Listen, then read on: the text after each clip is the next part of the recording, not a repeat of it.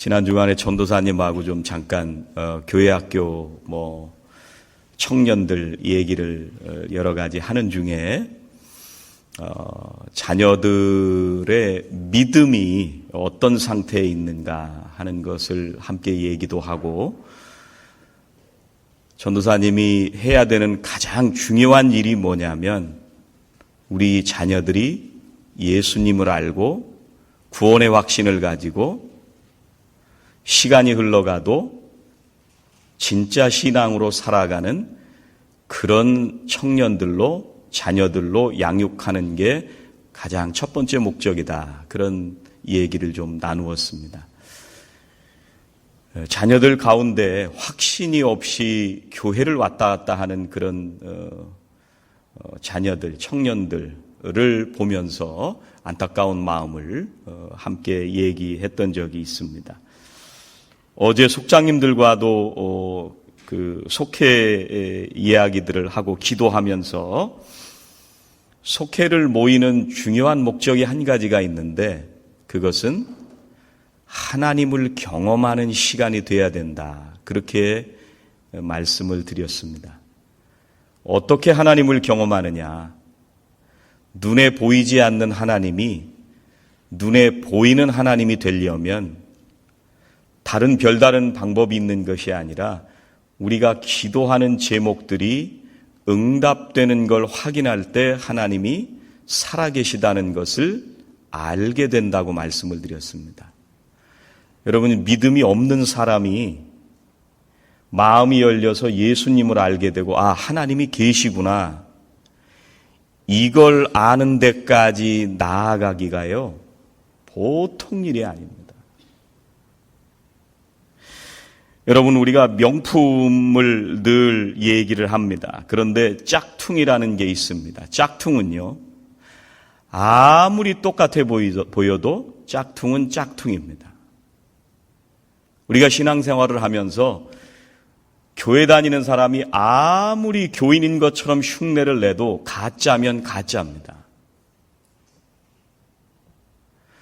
그래서 우리가 올해가 10주년인데 아까 윤영식 권사님도 10주년에 관해서 우리가 기도를 했는데, 교회에 얼마나 많은 사람들이 모이고 적게 모이고 하는 것이 중요한 것이 아니라 여기에 나와 예배하시는 분들이 진짜냐라는 게 중요합니다. 그래서 10주년 된 교회가 앞으로 20주년을 향해서 나아가면서 우리 교회가 진짜 교회가 좀 되면 좋겠다. 그런 기도를 하게 됩니다.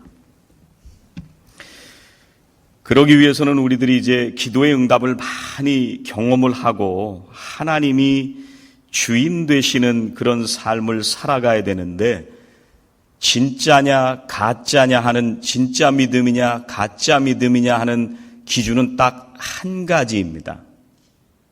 하나님이 내 인생을 결정하느냐 아니냐, 그게 진짜냐 가짜냐를 결정하는 한 가지 원인입니다. 내 인생을 내가 결정하면서 살아가면 교회는 다니지만 가짜일 수 있습니다.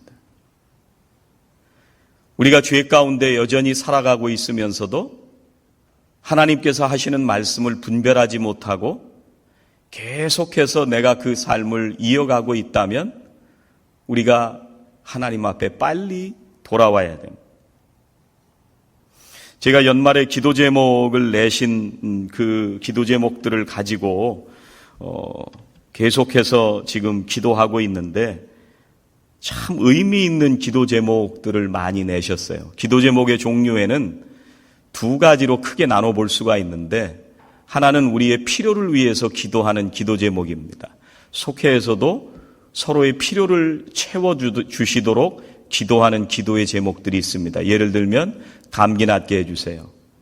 또 모기지가 어려운데 모기지 낼 수 있도록 돈이 벌리게 해주세요. 이런 기도 제목들도 분명히 해야 되는 기도 제목입니다. 또 다른 기도 제목은 영적인 기도 제목인데, 예를 들면 남편과 함께 어떤 특정한 날 새벽 기도에 올 수 있게 해주세요. 좀 느낌이 다르시죠? 이게 분간이 되시죠? 어떤 기도가 영적인 기도인지를 분간이 좀 되시죠? 어떤 분들은 성경 읽기를 잘 할 수 있도록 도와달라고 그렇게 기도 제목을 내신 분들도 있습니다. 좀 기도 제목이 좀 다르다는 게 좀 느껴지시죠? J.B. 필립스라고 하는 목사님이 Your God is too small 이라는 책을 썼습니다. 여기서 얘기하려고 하는 내용이 뭐냐면 오늘날 많은 그리스도인들이 자기들 나름대로 이성적으로 논리적으로 경험적으로 신을 만들어 가지고 급할 때만 그 신을 꺼내서 도움을 요청한다는 거예요. 그래서 Your God is too small. 하나님이 너무 작은 거예요.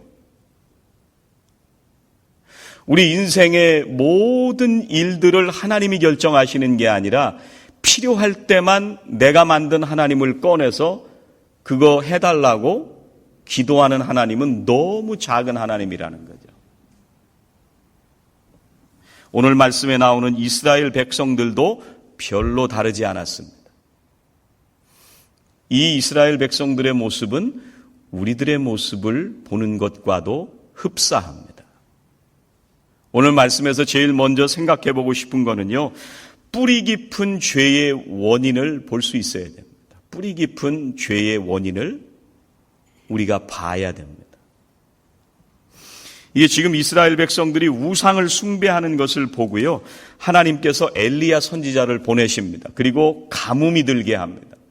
그리고 엘리야 선지자가 잠깐 숨었다가 하나님께서 다시 아합 왕에게 가서 비가 올 것을 선포해라 이렇게 이제 말씀을 하십니다. 그래서 하나님께서 이스라엘 백성들을 내팽개쳐 두고 죄 가운데 살아갈 때 가뭄이 들도록만 하신 것이 아니라 다시 이스라엘 백성들을 향해서 축복을 주시기 위해서, 은혜를 주시기 위해서 먼저 가시는 분이 하나님이십니다. 그렇게 죄악 가운데 있는 이스라엘 사람들이 너무나 안타까워서 깨닫게 하시기 위해서 가뭄이라고 하는 그 시간을 지나가게 하셨지만 그 이스라엘 백성들을 여전히 사랑하시고 버리지 않으시는 하나님의 그 은혜가 다시 엘리야를 아합 왕에게 보내서 하나님의 그 은혜를 선포하도록 하나님께서 먼저 이스라엘 백성들에게 다가가십니다. 이 엘리야가 아합 왕에게 가서 얘기를 하니까 아합 왕이 뭐라고 얘기를 하냐면, 오늘 본문에는 안 읽었지만 그 앞에 뭐라고 말씀을 하시냐면요, 왜 이스라엘을 이렇게 괴롭게 하냐, 이 아합 왕이 그렇게 얘기를 합니다. 자기가 뭘 잘못했는지, 자기가 지금까지 어떻게 살아왔는지를 전혀 생각하지 못하고 이스라엘을 지금 괴롭히고 있는 사람이 엘리야라고 생각을 한 거예요. 여러분, 아합 왕의 죄가 뭐였느냐면요, 오늘 말씀 앞에 16장에 가보면 이 아합 왕이 저지른 죄는 그냥 자기 때에만 죄를 지은 게 아니라요, 그 조상 때부터 연이어서 내려오는 죄악에서 떠나지 않고 계속 죄 속에 있었던 그런 왕이 아합 왕. 16장 보면 25절에 오므리가 여호와 보시기에 악을 행하되 그 전에 모든 사람보다 더욱 악하게 행하여, 이게 이제 아합 왕의 선조거든요. 그 다음에 16장 30절에 가보니까 오므리의 아들 아합이 그의 이전의 모든 사람보다 여호와 보시기에 악을 더욱 행하여, 31절 가면 느밧의 아들 여로보암의 죄를 따라 행하는 것을 오히려 가볍게 여기며 시돈 사람의 왕 엣바알의 딸 이세벨을 아내로 삼고 가서 바알을 섬겨 예배하고, 또 33절에 가보면 또 아세라 상을 만들었으니 그는 그 이전에 이스라엘의 모든 왕보다 심히 이스라엘 하나님 여호와를 노하시게 하였더라. 아합 왕은요, 그때 자기만 죄를 지은 게 아니라 그 조상의 대대로 지금 죄가 이어지고 있는데, 지금 그 죄로 인해서 이스라엘 백성들을 돌이키시기 위한 하나님의 진노를 통해서 가뭄이 들게 하셨는데, 이게 자기 때문이라고 생각을 안 하고 엘리야가 나타났기 때문에 괴로워졌다, 이렇게 말을 했단 말이에요.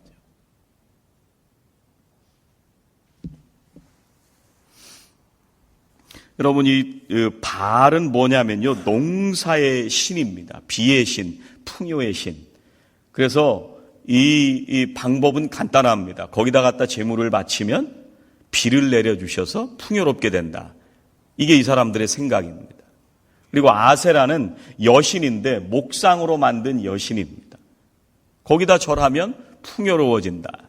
또 여러분이 잘 아시는 것처럼 그 제사를 드리는 것뿐만 아니라 그 신전에서 매춘이 이루어지면서 사람들에게 필요한 모든 것들을 채워주는 곳이 성전이었습니다.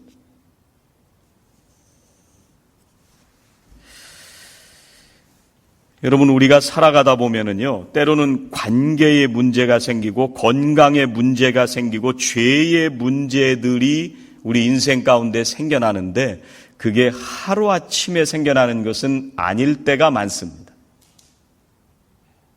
건강을 생각을 해보면요, 대부분 건강의 문제는 오랜 동안 생활 습관이 그런 결과를 가져왔을 때가 많습니다. 예를 들면 담배를 끊지 않으면 폐가 망가집니다. 하루 이틀 문제가 아닙니다. 또 우리가 휴식을 분명하게 하지 않으면 간을 계속 상하게 됩니다.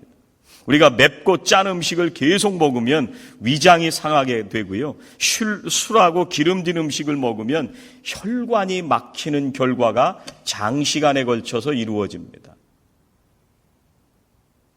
그런데 이런 얘기를 우리가 모르는 게 아니라 아는 건 얼마나 잘 아는지요.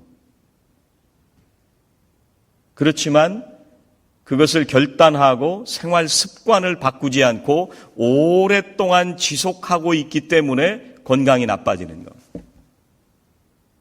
관계 문제도 그렇습니다.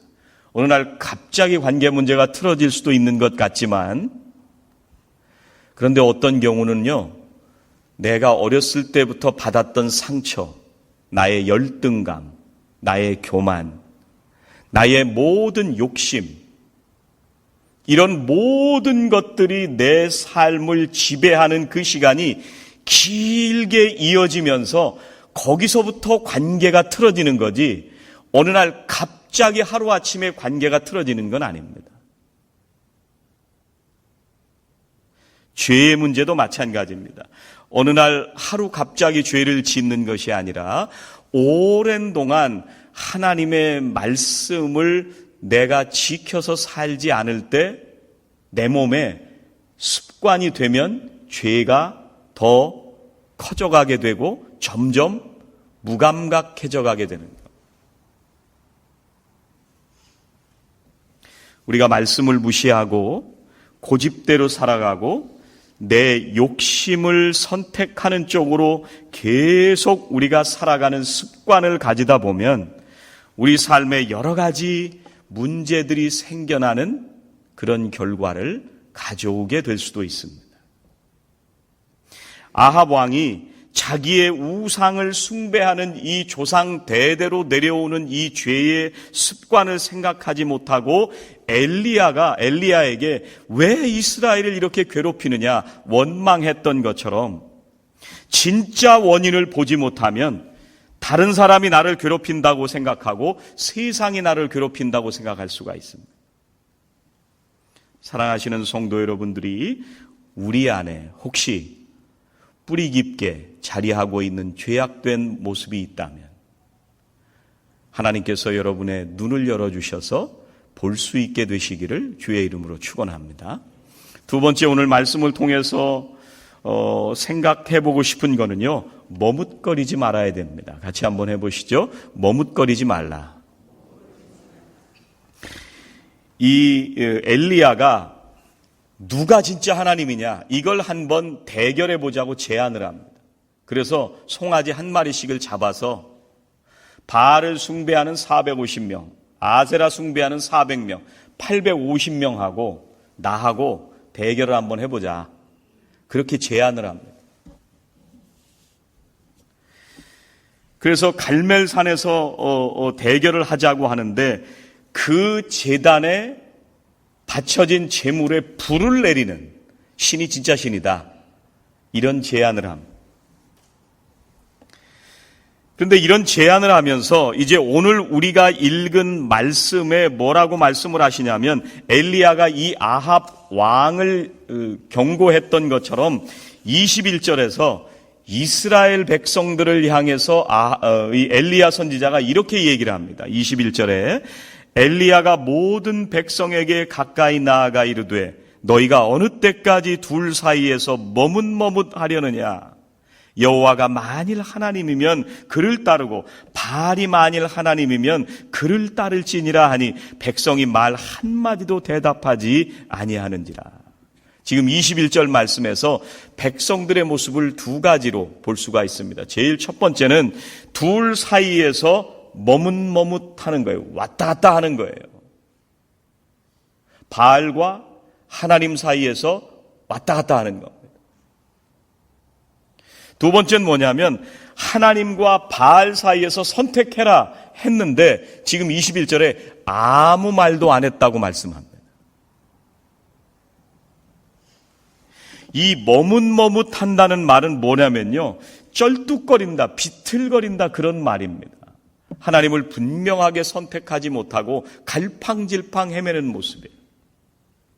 그런데 이 말이, 똑같은 말이 26절에 바알과 아세라를 숭배하는 이 제사장들이 바알과 아세라 그 신상 앞에서 뛰노는, 춤추는 그 말하고 똑같은 말입니다.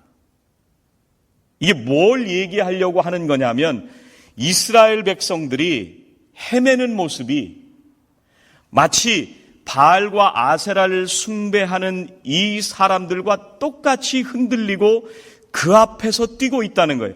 왜 말을 아무것도 못했느냐면요, 바알과 아세라를 숭배하는 그 사람들이 우상 앞에서 뛰노는 것처럼 아무 말을 안 하는 게 그 앞에 동조한다는 얘기예요. 하나님을 향한 분명한 믿음이 있으면 아무 말도 하지 않아야 되는 것이 아니라 분명하게 나는 하나님이라고 선택을 해야 되는데 지금 이 사람들이 아무 말도 대답하지 않고 양 사이에서 비틀거린다는 말씀입니다.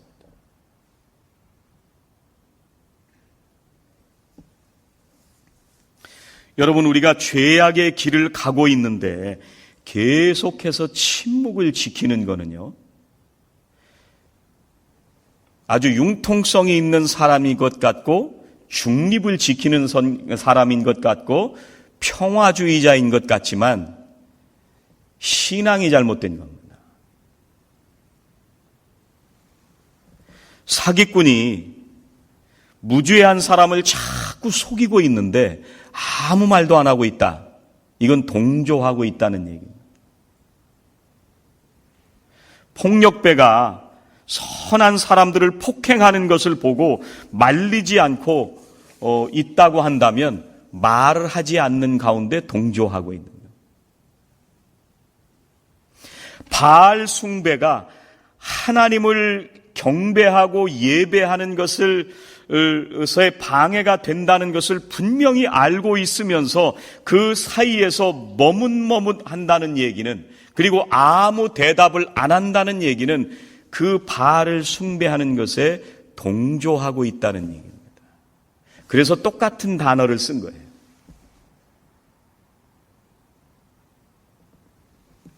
신앙생활을 하면서 우리가 심각한 문제 중에 하나는 뭐냐면요, 우리가 교회 다니는 사람이라고 할 때 그 이미지가 술, 담배 안 하고 정직하게 소시민으로 살아가면 기독교인으로서 그래도 최소한은 하고 있다.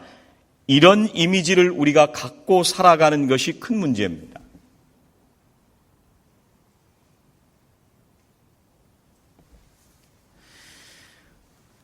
우리가 술, 담배 안 하고 소박하게 살아가는 삶이 기독교인의 다라고 생각하면 죄와 맞서 싸우는 상황이 벌어질 때 치열하게 싸우지 못합니다.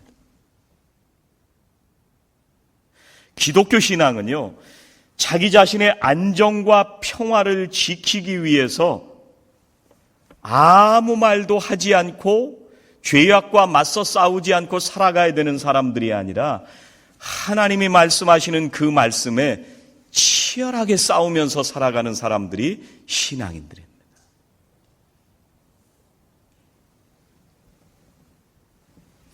성경에 나오는 믿음의 조상들, 또 우리가 알고 있는 믿음의 선배들이 보여주는 그런 평화라고 하는 것은요, 우리가 살아가면서 위험하고 또 어려운 환경 속에서 그런 모든 것들을 다 피하고 나 혼자 고고하게 조용히 살아가는 불교 같은 신앙을 지켜온 분들이 아닙니다.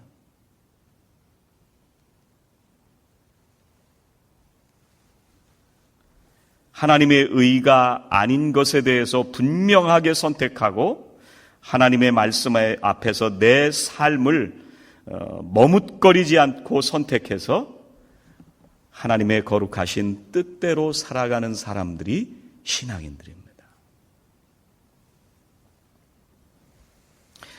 그래서 참된 신앙인들은 머뭇거리지 않습니다. 마지막으로 생각해 보고 싶은 것은 결단해야 됩니다. 같이 해보시죠. 결단하라. 엘리야가 이스라엘 백성들에게 호소합니다. 언제까지 그 둘 사이에서 머뭇머뭇하려느냐. 빨리 결단하라는 얘기예요.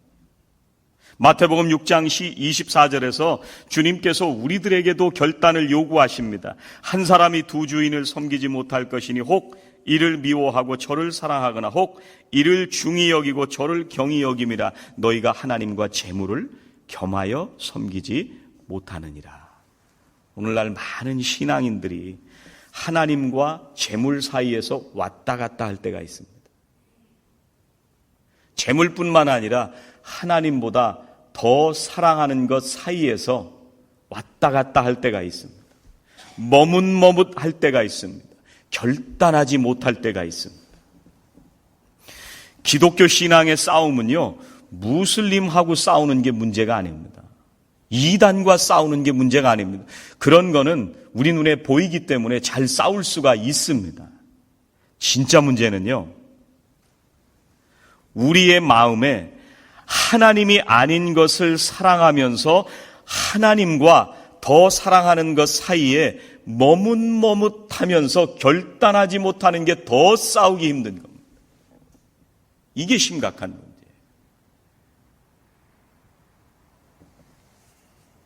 교회가 교회되지 못하게 만드는 것은 하나님보다 더 사랑하는 것이 있음에도 불구하고 그것과 맞서 싸우지 않는 교회가 되면 그 교회는 자꾸 죽어가게 됩니다.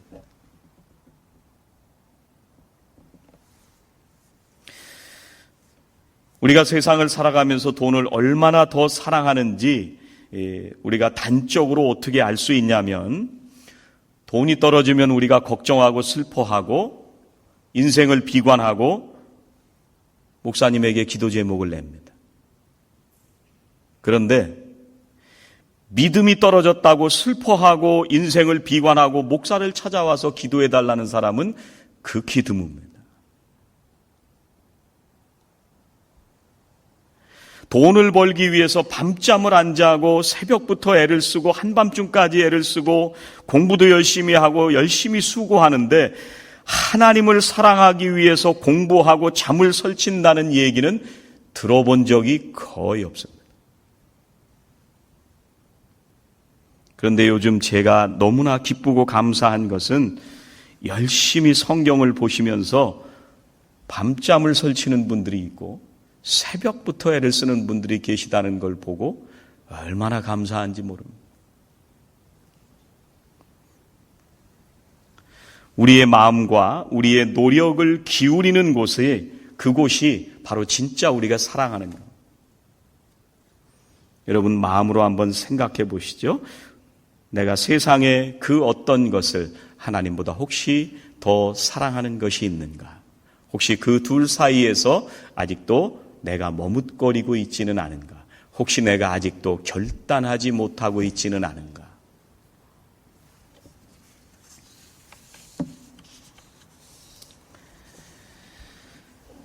아합이 엘리야에게 물어봅니다. 왜 이렇게 괴롭게 하냐? 우리가 하나님께서 그런 괴로움을 주시는 분인 것처럼 어떤 때는 생각이 들 때도 있습니다. 신앙생활을 하면 아무 어려움이 없고 평안 가운데 살아가고 모든 기도 제목이 다 응답됐으면 좋겠는데 어떤 때는 우리가 아프고 힘든 시간을 지나갈 때도 있습니다. 그런데 우리를 유혹에 빠뜨리고 우리를 괴롭히고 못살게 굴려고 하는 분이 하나님이 아닙니다. 하나님은요, 우리가 시험을 당하고 역경을 당할 때 우리에게 피할 길을 열어주시고 또 그 모든 것들을 감당할 수 있는 힘을 주시는 분이 하나님이십니다.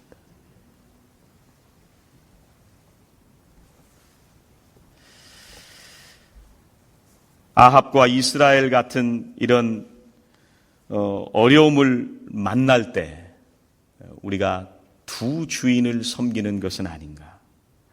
하나님보다 더 중요한 것을 지금도 붙들고 포기하지 못하고 있는 것은 아닌가? 우리의 삶을 지금 누가 결정하고 있는가?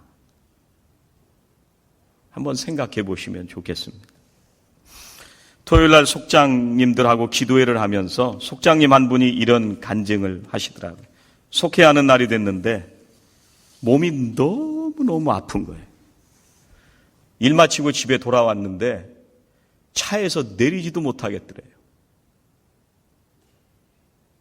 그래서 하나님, 오늘은 좀 속회 안 하고 그냥 건너뛰면 좋겠습니다. 이런 생각이 들은 거예요. 오늘 속회를 해야 되나 말아야 되나 하나님 앞에 기도하는데 그때 마침 속회에 처음 오시는 분이 나 오늘 속회에 가겠습니다. 연락이 왔더래요. 아, 이게 하나님의 뜻인가 보다. 그러면서 하나님께서 말씀을 주시는데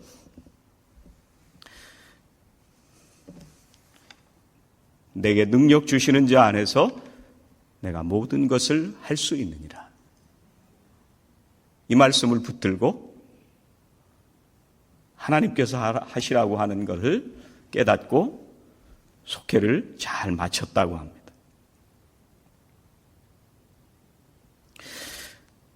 여러분, 이 말씀을 드리는 것은 정말 아프고 힘든 상황에서도 속회를 쉬지 않고 해야 된다.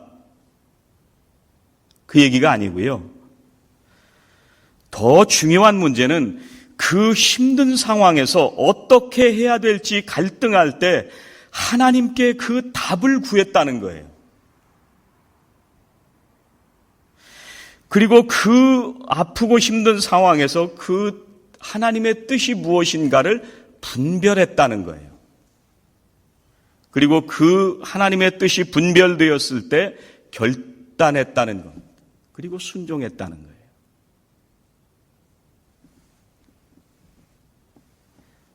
하나님께서는 오늘도 엘리야를 통해서 주시는 말씀처럼 어느 때까지 둘 사이에서 머뭇머뭇 하려느냐 이렇게 묻고 계십니다. 사랑하시는 우리 성도님들이 이제 앞으로 진짜 교인이 되셔서 우리 인생의 모든 문제 가운데 그 모든 것을 결정하시는 하나님을 의지하며 매일매일 승리의 삶을 사시기를 주의 이름으로 축원합니다. 기도하시겠습니다. 하나님 감사합니다. 저희들이 인생을 어떻게 살아야 할지 알 수 없을 때, 또 어떤 때는 때로는 알면서도 하나님을 사랑하지 못하고 또 결정하지 못할 때, 세상과 하나님 사이에서 머뭇머뭇하고 있을 때 하나님 여전히 우리들을 사랑해 주시고 진리의 길을 선택할 수 있도록 저희들을 붙들어 주시니 감사합니다. 주님, 이 마지막 때에 참된 신앙인으로 살게 하여 주셔서 매일매일 주님을 선택하며 그 말씀의 길을 분별하고 결정하며 믿음으로 순종하며 살아가는 진짜 신앙인들이 다 되게 하여 주시옵소서. 어르신들로부터 우리 귀한 청년들 그리고 교회 학교의 자녀들에 이르기까지 하나님께서 우리 인생의 결정권자가 되셔서 우리 삶을 한 걸음 한 걸음 인도하시는 살아있는 교회 될 수 있도록 축복하여 주시옵소서. 예수님의 이름으로 기도하옵나이다. 아멘.